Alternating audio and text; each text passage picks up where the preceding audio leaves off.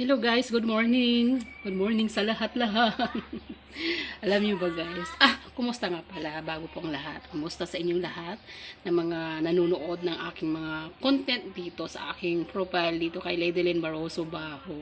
Ayan, bago po ang lahat, ayan, meron akong ipapakita sa inyo. Ipapakita ko ang aking pinakamamahal na alaga.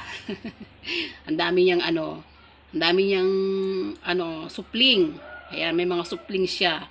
Sa kasalukuyan, nagpapadede ngayon yung aking alaga. So, andito siya. At sandali guys, papatingin ko sa inyo o ipapakita ko. Ang dami niyang Gusto nyo? Ayaw ko pahingi lahat. Itong mga anak niya eh. Gusto ko alagaan namin lahat. Ayan o. O nakita niyo yung ito, baka akala niyo arinula. Hindi to arinula. Timbang maliit talaga ito. Timba namin.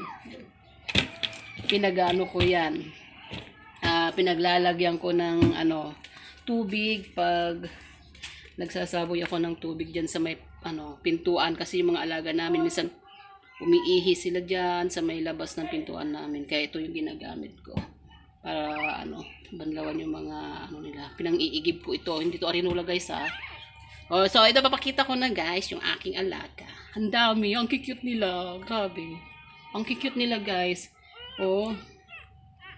Dali guys. Makikita nyo nagpapa-breastfeeding yung aking alaga. Ito guys siya. Dali.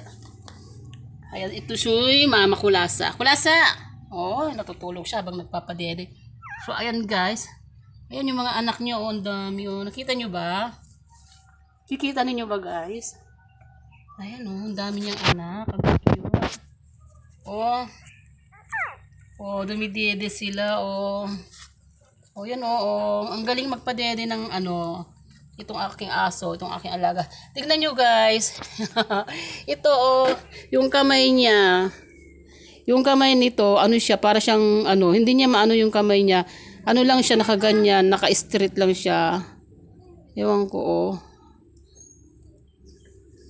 Parang parang style dolphin pag naglakad. Ayan ang cute nila, di ba? Ang cute ng mga tuta namin. Bali 5 sila, 2, 4, 5. 6 dapat yan, kaso yung isa, yung unang lumabas, hindi siya nabuhay. Kaya 5 lang sila. Ayan ang dami, ang cute. Sinanay nila, Ayan. Maalaga siya sa kanyang anak. Itong aking aso, itong si Kulasa. Ang dami niya. Nung una niyang panganak, dalawang tuta. Puro itim. Tapos ngayon naman, yung naging anak niya, pangalawang panganak niya, 6. Yun nga lang yung isa, hindi siya nabuhay. Tapos ito nga, 5 lang yung nabuhay. Kaya 5 yung anak niya ngayon. Kaya marami kaming aalagaan. Diba? Marami na naman kaming new members ng aming pamilya. Diba ang saya-saya? Sa susunod, papakita ko naman yung pusa namin na may nanganak din na pusa. Yun, ang dami namin alaga. So, yun lang po. Blessings. Dumadami ang kasama namin dito sa. So, yun lang po guys. Thank you sa mga nanonood.